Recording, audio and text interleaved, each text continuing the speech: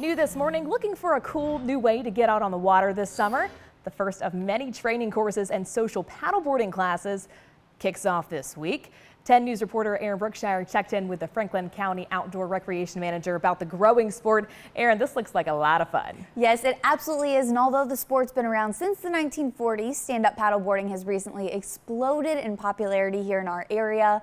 From the Roanoke River to the Smith Mountain Lake, even Carvin's Cove, there are plenty of places to hit the water nearby. And before this summer's stand-up paddleboarding events officially kick off, I got a sneak peek at what to expect trying out the sport for the first time. It's one of the most popular non-motorized sports on Smith Mountain Lake this summer. A lot of interest. You see, retired crowds getting into it. You see small children getting into it, and we're actually offering classes for everything that and in between. So we asked for a preview of what's being taught during these Tuesday evening training classes throughout the summer, and I learned everything from how to get the paddleboard pumped up and ready for the water, to which fins to use and how to attach them, even how to carry the board. Official access point. Once preparations were complete, it was time to shove off. The part of paddleboarding I was most nervous for. It's really simple, and there's some certain techniques you can do, such as getting on your knees and paddling off your knees, where you're super stable, low center of gravity. And that's how I started out, pushing off the shore on my knees as I gave myself a few minutes to adjust. But then Matt said it was time to stand up. And that is when the real lessons began. You're going to reach out in front of you and plant your paddle. From how to paddle to turning left and right, standing up makes everything a lot more difficult. But once I got the hang of it, paddling quickly became second nature. But it turns out I got a little overconfident in my new skills when I accepted Matt's challenge to race back to shore. And as it turns out, speed is not my strong suit.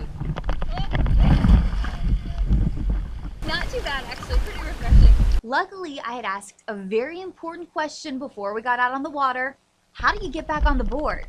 It's lessons like these that are encouraging even more people to get involved in the sport. The people are typically more inclined to learn when they're not on guard. So yeah, just to help people relax, to learn some things, have professional ACA instruction. It's training that's catered to future paddleboarders of all ages and all skill levels.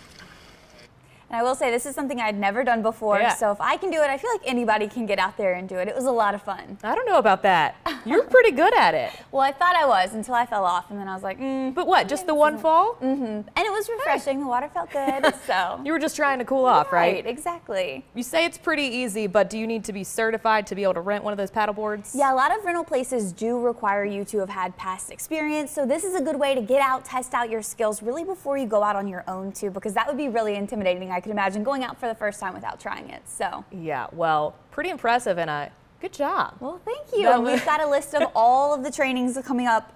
That's on our website, WSLS.com as well. Have to check it out. Yeah. Thank you, Erin. Thank you.